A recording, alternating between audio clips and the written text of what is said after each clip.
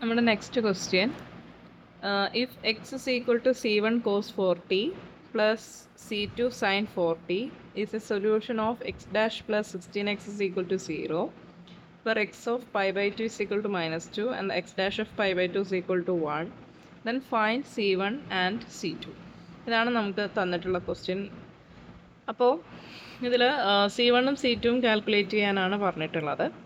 അപ്പോൾ നമുക്ക് എക്സ് എന്ന് പറയുന്ന ഫംഗ്ഷൻ തന്നിട്ടുണ്ട് C1 cos 4t plus C2 sin 4t.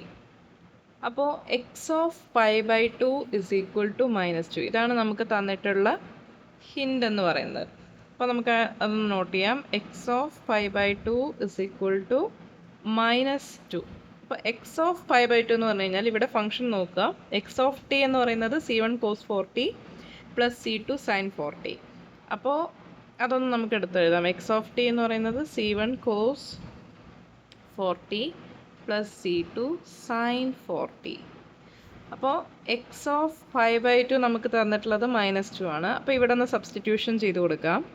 C1 cos 4 pi by 2 plus C2 sin 4 pi by 2.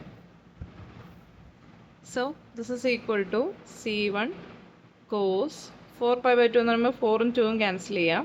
So this is equal to 2 pi plus C2 sin 2 pi. അപ്പോൾ നമുക്ക് എന്ത് കിട്ടും? cos 2 pi എന്ന് പറയുമ്പോൾ എന്താണ്? cos pi -1 ആണ്. cos 2 pi 1. So ഇവിടെ നമുക്ക് C1. ഇവിടെ നോക്കാം C2 sin 2 pi. sin 2 pi എന്ന് പറയുമ്പോൾ വാല്യൂ എന്താണ്? 0 ആണ് അല്ലേ? സോ ഇതിവിടെ C2 × 0 0. സോ നമുക്ക് ഇവിടെ എന്ത് കിട്ടി? X of pi by 2 is equal to C1. അവിടെ തന്നെ നമുക്ക് എന്ത് കൊടുക്കാം? ഇവിടെ -2 ആണെന്ന് പറഞ്ഞിട്ടുണ്ട്. So this is equal to എന്തായിരിക്കും? -2. സോ ഇവിടെ C1ൻ്റെ വാല്യൂ നമുക്ക് എന്ത് കിട്ടി? C1 is equal to -2.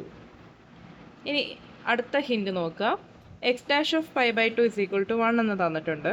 അപ്പോൾ നമുക്ക് അതൊന്ന് നോട്ട് ചെയ്യാം. X dash of pi by 2 is equal to 1. അപ്പോൾ ഇവിടെ നമുക്ക് എക്സ് തന്നിട്ടുണ്ട് അല്ലേ?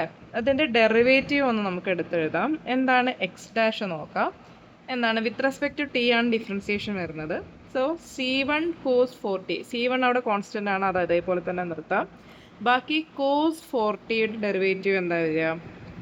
cos 4t എന്ന് പറയുമ്പോൾ എന്തായിരിക്കും? ആദ്യം 4 വരും, പിന്നെ cos 4t മാറിയിട്ട് എന്ത് വരും? sin 4t അല്ലേ? അപ്പോൾ നമുക്കവിടെ സൈൻ ചേഞ്ച് വരും, ഒരു നെഗറ്റീവ് സൈൻ കൂടി വരും.